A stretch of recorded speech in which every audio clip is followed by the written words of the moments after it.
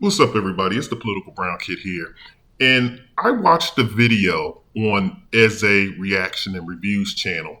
I actually like Eze and I like his analysis. So definitely check his channel out. His name is Eze, EZE, Reaction and Reviews. And I just want to talk about this video real quick about a female to ask a question to a panel in regards to why she's unable to find a life partner per se. So let me play this clip and then I'm going to come back and talk about it. Let's get to it. My question is marriage in today's society a realistic expectation for a young, independent, beautiful black woman? Yes. See, yes, absolutely. I just have a problem with the identification. It was a problem with it. Like, I was rocking with you. You was talking about the marriage being the expectations until you start turning it into a young, independent woman. Like, the reason why I'm saying independent is because I've been able to provide my, my lifestyle why for myself. Is this an issue? And I feel like every man that I pretty much have can't have. No, you don't have to represent differently. They have a problem with me being a full-time boss, right? I work for myself. I make my own hours, but I work a lot. And a lot of men have a problem with that. There's some kind of like ego issue. Oh, she's working. Oh, she doesn't have time for me. No, but my job right now is priority. My life is priority, and I don't want to put that aside. As you can see, it's a short clip. It's a very short clip, and if you watch the clip in its entirety, so I'm not going to tell you, I want you to go to Eze's channel and check him out because he has the full thing. I'm not going to run the whole clip here. Just for time purposes, I just want to analyze what she particularly said because even though that clip is very short, she said a lot. Now, I will tell you this. I'll summarize what their response to her was. Now, once again, she basically says, is it realistic for a young, beautiful, independent black woman to find love? And then she goes on to state that she's a boss and that she works a lot and men find that intimidating. She threw in a lot of buzzwords and that's what I'm going to focus on. But before I do that, I'm going to tell you what their response was. One guy on the panel's response was this, and I think that he's really wrong in his response. His response was, people of marriage, well, he's right, but he's semi-right. He's semi-right, but he's mostly wrong. His response basically was saying people are getting married later and later. Marriage and committing to one another. And to be honest with you, I get it. Yeah, people are getting married later and later. But marriage and committing and finding a life partner is a kind of totally different thing. But we'll talk about that. His response was people are getting married later and later because of the economy. And he said, regardless of race, the Americans are just getting married later and later because the man is trying to establish himself. And so before man finds marriage, he wants to buy a home and be settled into the home so he can provide a home for, a female. It's kind of like a bird. You build your nest. You want to show the female, hey, this is a nest. I can take care of you. I kind of agree with him. I understand what he's trying to say, but for the most part, I don't agree. When you find the person that you want to be with, you be with that person. Once again, I'm from Southeast DC, born and raised in DC, currently live in Southeast DC. When I found my then wife at the time, now my ex, it didn't matter to us that we couldn't, or to me that I could not purchase a home at that point in time. And she didn't care that I couldn't purchase a home at that time. We got together. We eventually moved in together into DC. We moved into DC into an apartment, and we lived in that apartment for, I think, a year. Yeah, about a year and a half. And then we moved that up and bought us a house. That's what you do. When you find the person that you want to be with, it's not about, oh, the timing is wrong. I haven't bought a house yet. That's not the case. I think what her problem is this. Listen to her buzzwords. Her buzzwords was a young, independent, beautiful black woman. And then she goes on later on to state that I'm a boss. I work all these hours. They said I don't have time for them. but and then they're intimidated, or she goes on to say, I guess they feel insecure. She kind of hints at that. They feel insecure and intimidated by her career and her prioritizing her work over them. Here's what I would say is in her statement. When a woman starts to say that first she goes on to say that she's independent. It seems like every woman wants to use that term. When you're an adult, that's what you're supposed to be. Most of the people that live on their own and that are adults are independent. So I'm not going to give you credit for that, but it seems like women love to go back to that talking point.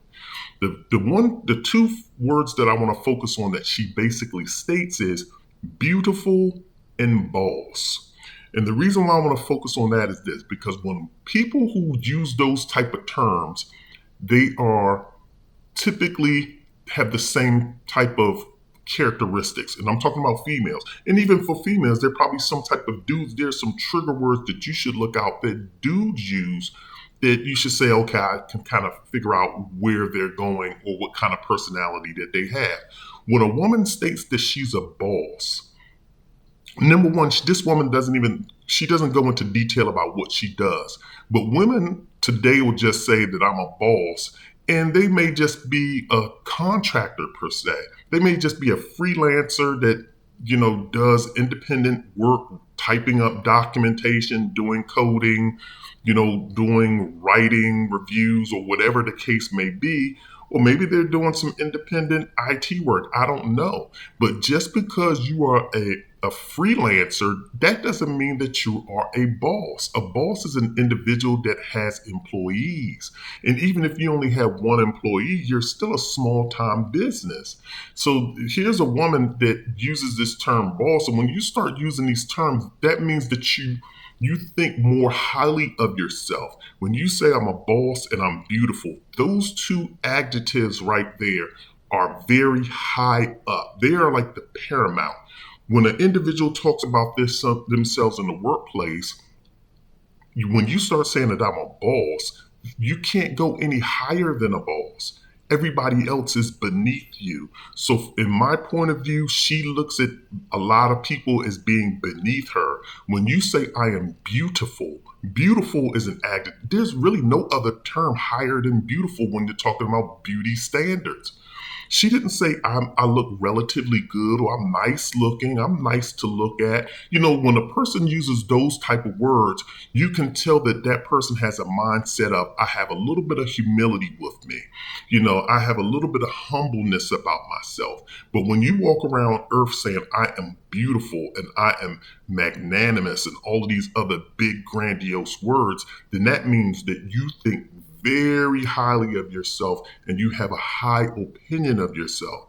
And the reason why these two terms are important, the reason why I'm harboring in on this and kind of emphasizing this so you all understand, is that when you deal with a woman that says she's a boss, bosses only date when you're talking about females. Now, a male boss will date subordinates. Females don't date. Female bosses are not dating subordinates. They're mostly not. A female boss, especially a one that is in the prime of her life, which this young female seems like she is. She seems like she's in her 20s, maybe early 30s.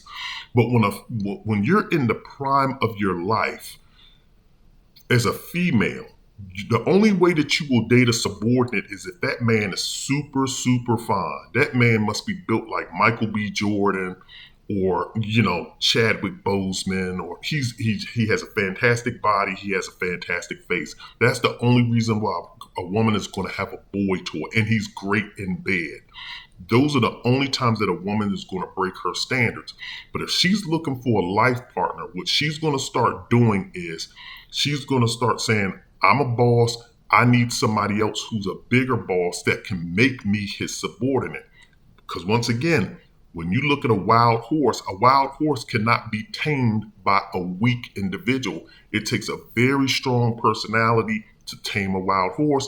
And she's looking for, if she considers herself to be a boss and she has a quote unquote boss mentality, therefore she's looking for somebody who's much more aggressive, much more, has much more aura or energy about himself than her. And that's going to disqualify a whole lot of men. So now she's already limited herself to a particular group of men that has to have that type of personality that can quote unquote break her and make her quote unquote submit to him and cooperate with him. Every man can't do that. Then the second thing that she says is, I'm beautiful. Once again, women tend to think very highly of themselves and of other women. And that's the thing that, I guess it is what it is, but me as a man, I do not understand it. I don't understand how women can always hype up other women and hype themselves up like, girl, yeah, you the baddest thing walking this earth. Girl, we bad. It's almost like women say this stuff to convince themselves of a narrative that they don't even really believe in themselves. It's similar to when black people walk around saying, say it loud, excuse me, say it loud, I'm black and I'm proud. You're trying to convince yourself that you're proud to be black. If you're proud of yourself, you're just proud of yourself. You don't see people like Halle Berry or Sally Richardson or even Beyonce, and we can name a whole plethora of other women that are considered very attractive women. They don't walk around planet Earth saying, I'm beautiful. I'm the baddest thing on planet Earth.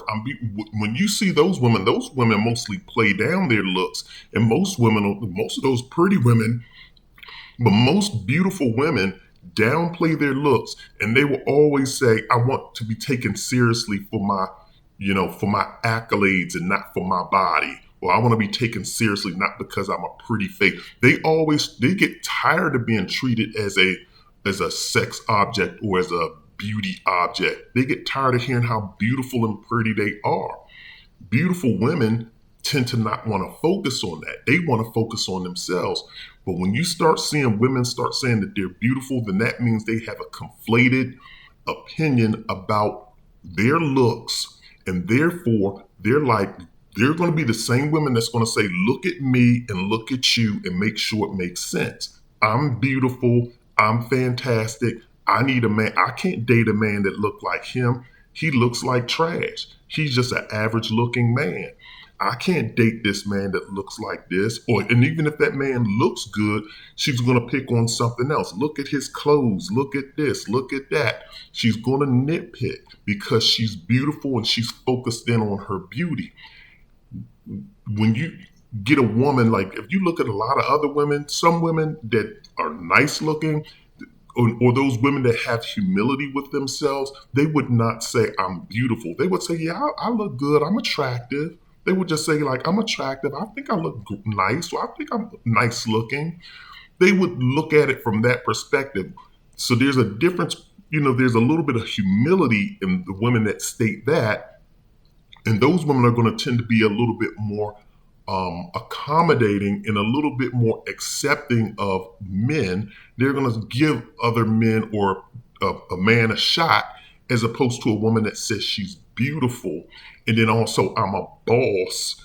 And when you start using all these type of terms, and then she even states that, I have my job and my boss stuff going on and I don't have time. And these men, think that I don't have time for them and they're intimidated. So right there, she's trying to make it seem as though men are intimidated. It's not that the men are intimidated. It's just the men are looking at her actions in the way that she moves.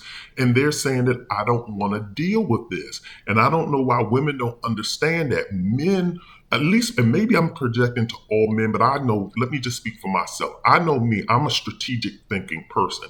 My thing is I think strategically. Every move that I make, the way I park my car, I park it strategically. I'm parking here because, by 3 o'clock this afternoon, or by the time the sun reaches its highest, the shade is going to be over this way, not over here. So therefore, that's why I'm parking the way I park. That's what we do. We think strategically and long term.